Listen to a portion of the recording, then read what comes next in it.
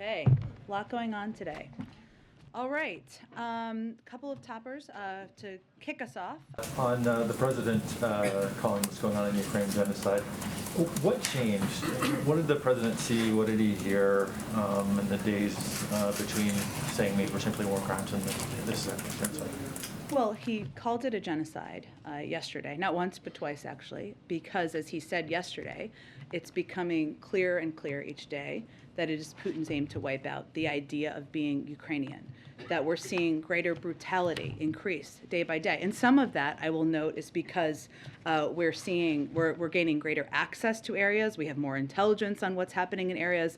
Leaders are speaking out more about it. And frankly, there's also reporting about what is happening on the ground. But to give you some specifics, I would note that, of course, what we saw in Bucha was not an anomaly as Ukrainian forces searched towns that Russian forces previously occupied as they're pulling back and moving to the east.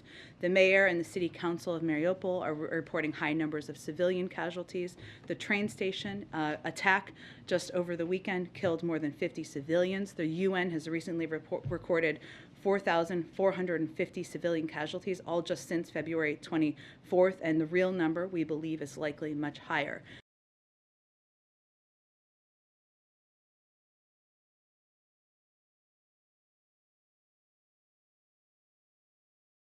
Thanks, Jen. A question about the president's conversation today with President Zelensky. Did they talk about the possibility of moving U.S. diplomats back into Ukraine? I don't have more details of that. I will tell you that our objective is to do exactly that. And we, of course, assess in a process that's led by the State Department, security considerations, who the right personnel to go back first would be.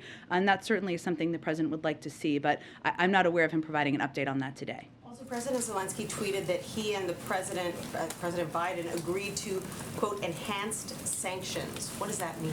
Additional sanctions, the consideration of additional sanctions, and that's certainly something we're continuing to consider, and the president conveyed that as well. Is it the U.S. policy that genocide is being committed in Ukraine, or was that the president's personal beliefs? Well, there is a legal process, as the president said yesterday, that will be undergone and will happen.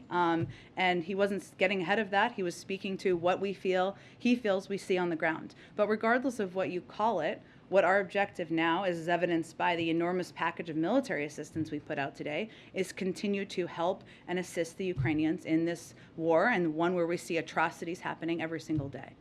So, and I don't know, typically a consideration of genocide takes years. I mean, look at, there are many past examples, and if you look at even Uyghurs, right, and what we've called out happening in China, that took many years to call out. That hasn't meant we've provided a range of military assistance. What we are doing now is we're trying to prop up and support Ukrainian leaders. There are other, and the military, of course, there are other leaders who have, in the world, who have said something similar to what the president has said recently, because they're also seeing the atrocities on the ground.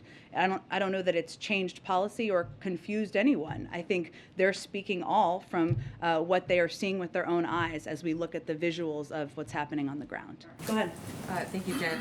Earlier today, Treasury Secretary Janet Yellen said countries that are currently sitting on the fence amid Russia's invasion of Ukraine risk facing isolation from the global economy. Were those comments aimed at any specific countries, and can you speak to whether the administration is considering secondary sanctions on countries that do not comply with the restrictions the administration has imposed on Russia thus far? Well, I think certainly we consider a range of options if countries don't abide by the sanctions we've implemented, right? And that is something we certainly will continue to watch. I don't have any projections of that, fortunately, at this point in time. I think she was speaking to what we've said from here a number of times, which is that in this moment where you have a dictator brutally invading another country, targeting civilians, you have to contemplate what side of history you want to be on. And that is true for any country around the world. Do you think that there is any danger to global leaders, including Vladimir Putin, to Olaf Scholz, if they can't be sure when they hear words coming out of the president's mouth, whether he is stating a personal opinion versus making a statement about U.S. policy? Do you have an example of somebody who's confused? A leader? Well, I think my colleague brought up Emmanuel Macron responding and saying, you know, the use of the language genocide he sees as rhetorical escalation. President Putin is brutally targeting civilians and brutalizing a country right now. So this president, was speaking to what those atrocities are and what he is seeing on the ground. A number of other leaders have done exactly that. Could you explain, so if the U.S. were to legally determine that what is happening in Ukraine is genocide, what would the sort of legal obligations from the United States be at that point? It doesn't change a policy. There would be an international effort to explore that and an investigation at an international level. Those often take many years. And nothing has changed in terms of the president not wanting to send in U.S. troops to Ukraine? Correct. Nothing has changed. Go ahead. Thanks, everyone, so much. Final question, Jen? All right.